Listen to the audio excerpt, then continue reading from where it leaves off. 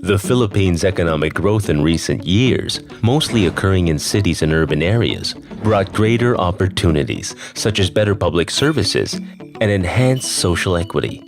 This growth, if not managed properly and when done unsustainably, will lead to problems like congestion, greater air pollution, and a higher demand for energy. With this urbanization trend comes rising greenhouse gas emissions, causing climate change that brings in stronger typhoons, increased rainfall, and long dry spells.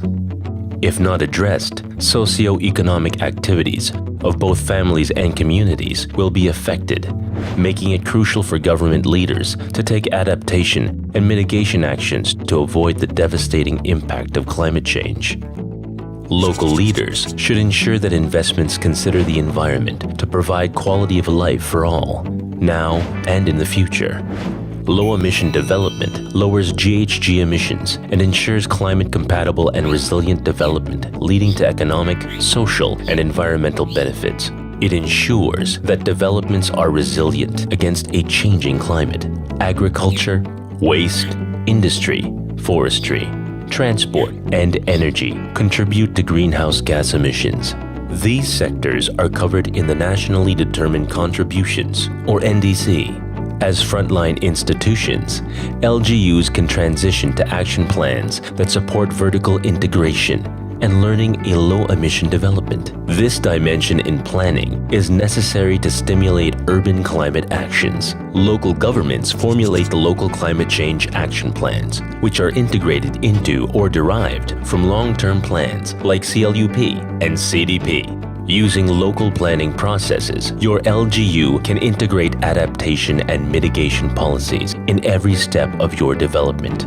With low-emission development, your LGU can reduce energy costs, address local pollution, and lower carbon emissions while improving local economy and creating new businesses and job opportunities. Your locality has much to gain from taking concrete actions to achieve low-emission development, reduce health impact from air pollution, sustainable energy from more secure and cheaper energy supplies, reduce poverty, and enhance safety. Access to climate action funding, such as the Green Climate Fund, Adaptation Fund, and People's Survival Fund. The multiple benefits of climate action is a win-win situation for climate protection and local development. In fact, there are local government units which are already demonstrating leadership for bringing down emissions. One example is the diversion of waste into compost, used to grow plants and crops, and processing of garbage into alternative fuel. There are more examples from other LGUs that have also transitioned towards this development model, with assistance of various programs and using tools and resources for integrating low-emission development into planning and decision-making. How do you start?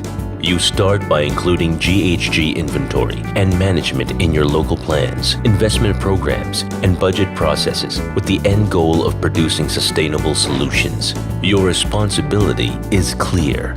Addressing emissions needs to be an integral part of your development planning and investment programming with meaningful participation from all stakeholders, with your city and other local government leading the way.